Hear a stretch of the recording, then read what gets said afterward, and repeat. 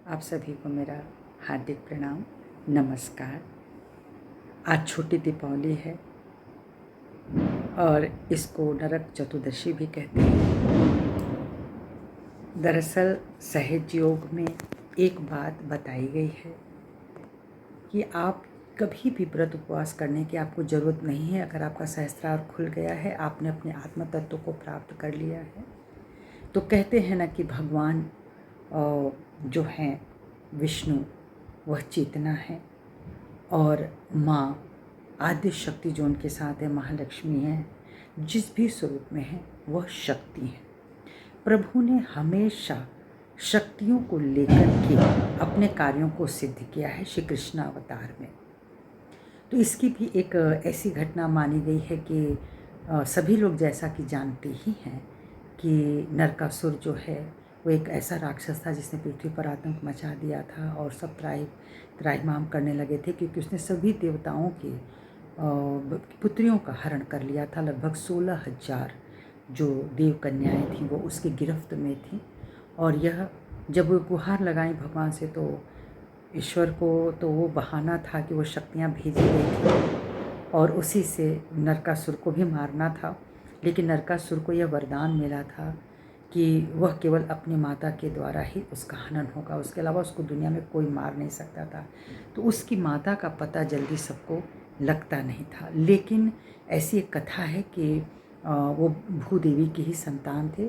जब वाराह स्वरूप में पृथ्वी को भगवान विष्णु ने बचाया था, तो उस समय धरती माता ने एक पुत्र की उनसे मांग की थी कि आप जैसा यशस्वी तेजस्वी पुत्र हो, और भगवान ने उनको अपना अंश प्रदान किया था और उससे ही नरकासुर की उत्पत्ति हुई थी। तो नरकासुर बहुत ही शक्तिशाली था।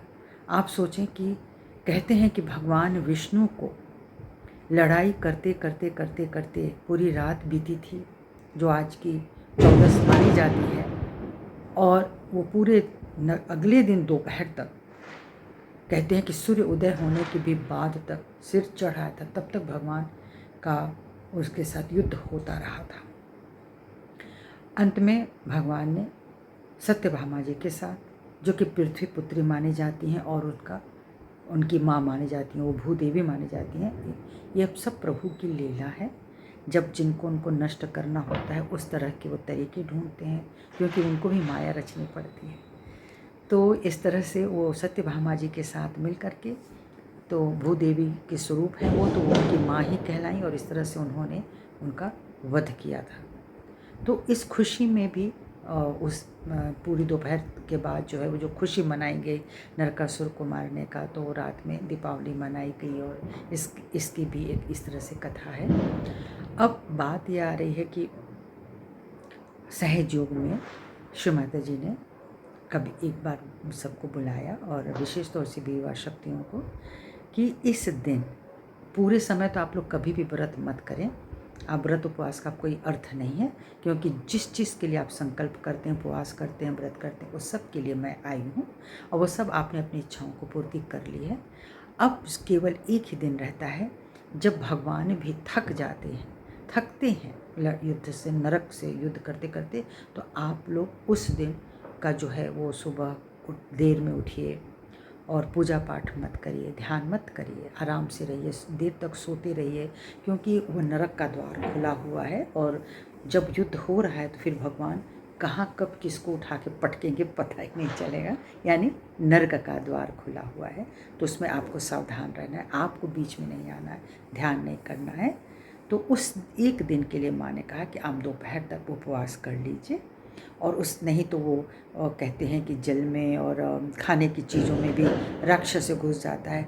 मुझे ये बात समझ में आती है कि जब घोर अमावस की जो रात होती है उसमें इतना अंधकार होता है कि एक मनुष्य का जो है वो नाड़ी सूर्य एकदम या तो इतनी प्रज्वलित हो जाती है और चंद्रमा इतना नीचे गिर जाता है, भाव एकदम बदल जाते हैं, अहंकार बढ़ जाता है, कुछ क्रोध आता है, कुछ इस तरह की चीज़ें होती हैं। जो अहंकार वाला अंधकार होता है वो इतना बढ़ जाता है जैसे नरकासुर का।